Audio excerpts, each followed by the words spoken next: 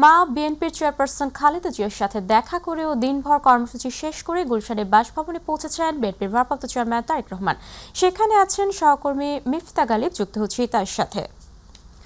গালিব, আপনার কাছ থেকে জানতে চাচ্ছি যে গুলশানের 196 নম্বর বাসভবনে অবস্থান করছেন তারেক রহমান, স্ত্রী জোবাইদা রহমান ও মেয়ে জাইমা রহমান। তো সেখানকার সার্বিক পরিস্থিতি কেমন দেখছেন? আইন শৃঙ্খলা বাহিনীর তৎপরতা কেমন, জানাবেন আমাদের।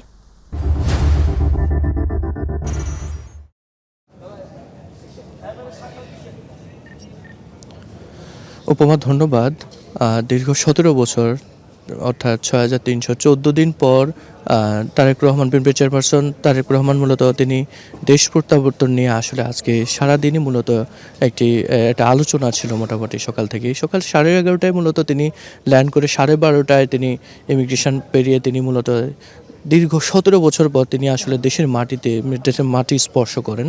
সব মিলিয়ে আসলে এরপরে ওনাকে সবার আগে বাংলাদেশ খ্যাত যে বাসটি দেখতে পাচ্ছেন আমার পিছনে, আমি একটু যদি দেখাতে চাই আপনার মাধ্যমে আমার দর্শককে, এই বুলেট প্রুফ বাসটি করে তিনি মূলত তার নেতাকর্মীদেরকে তিনি অভ্যর্থনা জানান এবং নেতাকর্মীদের যে গণসংবর্ধনায় তিনি অংশ নিয়ে তিনি সার্বক্ষণিক তিনি নেতাকর্মীদের সাথে তিনি কানেক্টেড থাকার চেষ্টা করেছেন এবং তিনি মোটামুটি প্রায় এয়ারপোর্ট থেকে তিনি গণসংবর্ধনা স্থলে প্রায় 3.5 ঘন্টায় তিনি আস্তে আস্তেই করে তিনি সকল নেতাকর্মীদের সাথে তিনি কানেক্ট করে তিনি মূলত এসেছেন।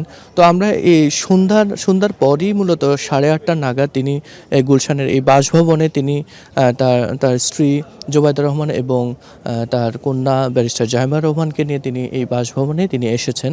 আপনি দেখতে পাচ্ছেন যে এখানে আশেপাশে আসলে নেতাকর্মীরা না থাকলেও তবে আইন শৃঙ্খলা বাহিনী দিয়ে কড়া নিরাপত্তা বেষ্টনীতে মূলত এই গুলশানের এই বাসভবনটিকে আসলে ঘিরে রাখা হয়েছে।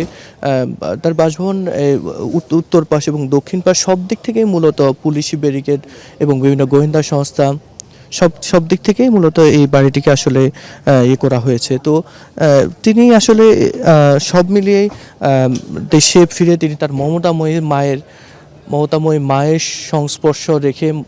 সংস্পর্শ পেতে তিনি রাজধানী এভারকেয়ার হসপিটালে তিনি তার মায়ের সাথে দেখা করতে গিয়েছেন। সেখানে তিনি প্রধান উপদেষ্টা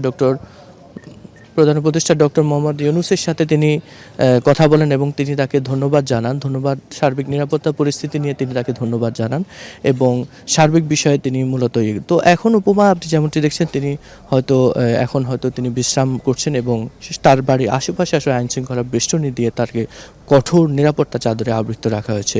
উপমা।